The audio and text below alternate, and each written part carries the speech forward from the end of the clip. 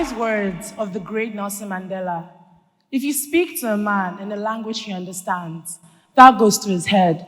But if you speak to a man in his language, that goes to his heart. A dialect is a form of language peculiar to a specific region or social group. So far, Nigeria has done a remarkable job in preserving and appreciating its linguistic heritage, ensuring that it's being passed from one generation to the next. But currently, research has shown a massive decline in the amount of people who can now speak their local dialects. The reasons may include, but not be restricted to the following. Number one, the introduction of English language by the British Empire. Nigeria has over 525 native languages, and it's only reasonable that a common language was introduced in order to make communication easier and more smooth among its members. English language was termed as the language of international communication, and it has given us Nigeria a great advantage. One of it may include the ability to socialize and effectively communicate with other English speakers across the world. But this same English is one of the major factors causing the decline of the amount of people who can now speak their local dialects. Secondly, parents no longer impose on their children their native dialects. A lot of parents no longer see the reason or the need to teach their children their native dialects. Some term it as barbaric, some see it as uncivilization. In fact, we have some parents who go as far as pleading and begging with their children to not speak their languages in public because it is seen as rugged. Thirdly, our local dialects are no longer practically taught in schools. Some months ago, I was having a discussion with my mother. She is a native of Edo land. She can speak her local dialect, Asian.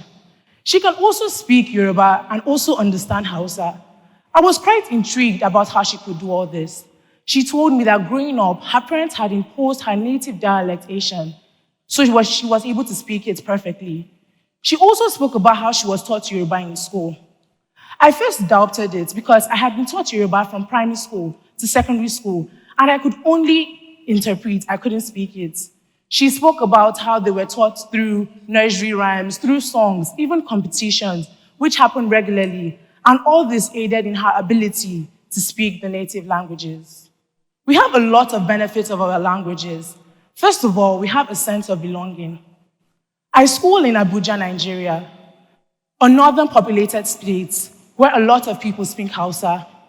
I had noticed that new students who could speak Hausa blended easily with the rest, unlike the people who spoke only English. A lot of people thought it was rational and partial, but I then understood that it was called a sense of belonging. You would only speak to people who you felt comfortable with. Our language is our identity, and because they understood their language, they were able to easily identify who they knew they needed to be with to ensure smooth running of their social status in the school at that time. In one of my family's frequent trips to the United Kingdom, I got lost in a mall.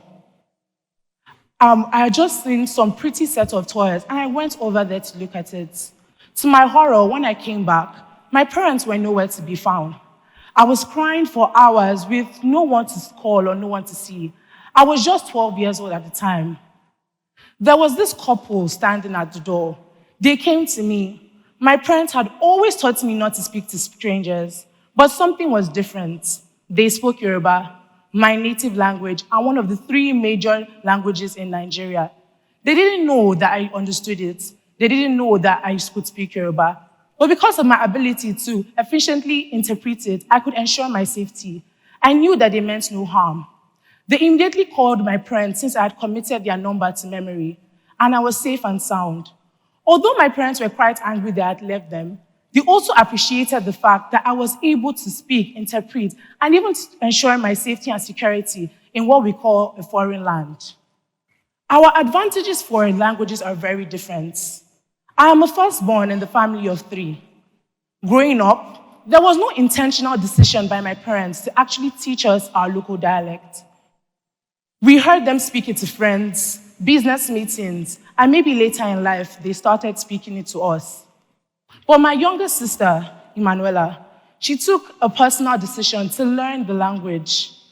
It gave her some petty little advantages. For example, if we both did something wrong, like break a plate, all she needed to say was, Daddy, Emma Binu. Even though she couldn't pronounce it well, they would instantly forgive her. But I, who begged for hours in English, it seemed like they had turned deaf ears to what I was saying. Even if she wanted to eat rice, all she needed to say was, Daddy, mo fẹ́ jẹ rice. And even if rice was not available, they would look for that rice for her. That was very upsetting. When I was younger, I saw it as a punishment, but now I look back and I see it as a lesson. The advantages for my sister were petty, but my advantages was my safety and security. If I had not taken the personal decision to communicate with my parents, take classes, tell them to teach me, only God knows if would have been lost in the United Kingdom. There are different ways we can preserve our culture. But firstly, we need to understand that it is a personal decision. Some people do not have parents who teach them their native languages, and it is definitely not their fault. We understand that we have people's parents who can't even speak the languages, but it is your personal decision to blend in with your environment, to understand that if our language is lost, the culture, the history, the heritage behind the people who speak it are lost. Secondly, taking and teaching language classes. I personally teach a language class in my community.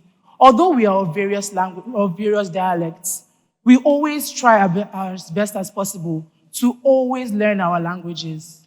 Because I always share my story, and I hope that nobody will be in that same situation and not have the ability to interpret their languages or even fall into the wrong hands. Thirdly, we need to create more personal records and references.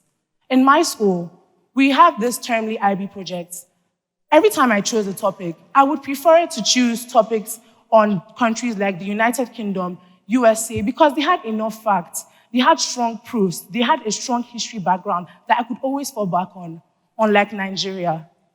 We need to do all this to ensure that our dialect is preserved, that we continue to speak for generations to hear, and it's not just something that is hidden behind the pride of the ability to speak English language. So I inquire all parents, all students, all teachers, and whatsoever in Nigeria and across the world to learn their various dialects. The advantage is always different, and I assure you that there are a lot of benefits. Thank you very much for listening.